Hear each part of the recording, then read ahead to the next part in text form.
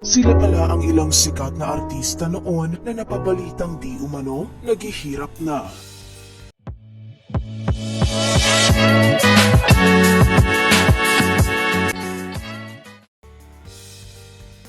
Mark Heras. Ilang buwan ding naging usap-usapan noong 2021 ang napabalitang naghihirap na ang unang Starstruck Ultimate Male Survivor matapos ibulgar ng dati nitong talent manager na si Lolit Solis na nanghiram sa kanya si Mark ng halagang 30,000 pesos para may maipambili lang ng gatas ng kanilang anak ni Nicole Donesa. Marami ang nagulantang dahil sa ilang taon umano nitong sunod-sunod na teleserye at pelikula ay tila wala raw itong ipon. Pero may ilan naman ang nadismaya sa pang-expose ni Lolit dahil hindi ito nakagaganda sa imahe ng dancer-actor. Isa man sana ito sa may pinakamalaking pangalan sa Philippine Entertainment pero wala umanong nakikitang mali si Mark sa naging takbo ng kanyang karera.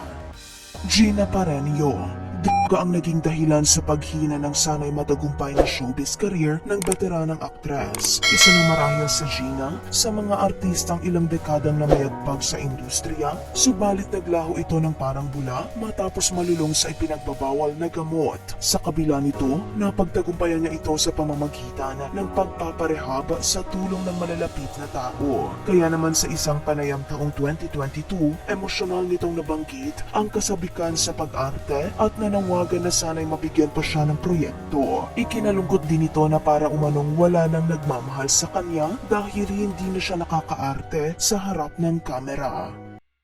Bibi Gandang Hari. Talamak ang mga pahayagan at artikulong naglabas sa noon tungkol sa umano'y paghihirap ni Bibi Gandang Hari na kilala noon bilang si Ruston Padilla. Hindi naman kaila na isa ito sa pinakapopular na heartthrob action star noong dekada 90 bago ito mag-come out sa publiko bilang isang gay taong 2006. Pero magmula nang nag-transition ito bilang isang trans woman, katakot-takot na panghusga mula sa madla ang natanggap niya. Ito rin ang hudyat ng pagbagsak ng kaniyang showbiz career kaya naman nanirahan ito sa ibang bansa at nagsimula ng panibagong buhay. Matatandaan minsan nang ibinahagi ni Bibi ang kahirapang dinanas nito maging ang pamamasukan niya bilang isang Uber driver sa US.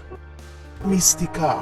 Mula sa daan-daang libong talent fee noon ng aktres, singer, dancer at binansagang split queen, ibang-iba na ang buhay nito ngayon makalipas ang 2 dekada. Nakapagpundar at naging marangya ang pamumuhay nito noon pero isa ito sa artistang napabalitang naghihirap matapos tumamlay ang showbiz career. Isiniwalat nito sa isang panayam na naubos na rin ang kanyang mga naipundar at kasabay pa ito noon ng matinding gastos niya para sa gamutan noon ng kanyang namayapang anak.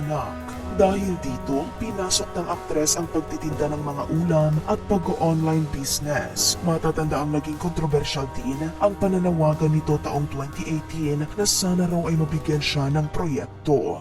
Willie Revillame. Umingay makaraang taon ang lumutang na balita tungkol sa tunay na estado ng pamumuhay ngayon ng batikang TV host, comedian at isa sa kilalang pinakamayamang personalidad sa showbiz. Matapos kasi itong magretiro sa istasyon ng AMPS2 kung saan umere ang kanyang game show noong 2023, naging malimit at halos hindi na ito masilayan pa ng publiko sa telebisyon. Sunod-sunod din ang balitang di umano, isa-isa na nitong ibinibenta ang mga ari-arian at mga mamahaling kagamitan niya para umano mamuhay na lang ng simple. Ayon pa sa inilabas na artikulo ng Pilipinas Star ngayon, nitong January 2, 2024, nakasaad na di umano, ibinibenta na rin ni Willie ang kanyang luxury hotel resort and restaurant sa Tagaytay. Sa katunayan, ginagawa na umano nitong business ang buy and sell. Pero wala raw buyer ang naturang propiedad ni Willie dahil hindi lang milyones ang halaga nito kundi lampas sa 1 billion pesos. Jake Zyrus. Mula sa murang edad, naging instant singing sensation si Jake o mas kilala noon bilang Charis Pempenko at kinilala ang natatanging husay niya sa pagkanta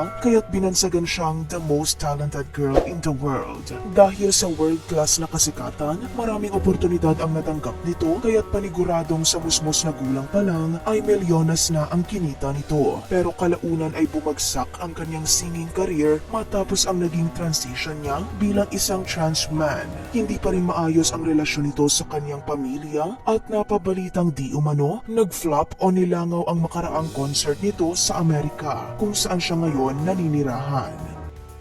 Ano ang susunod na top list na nais mong mapanood? Comment your suggestions down below.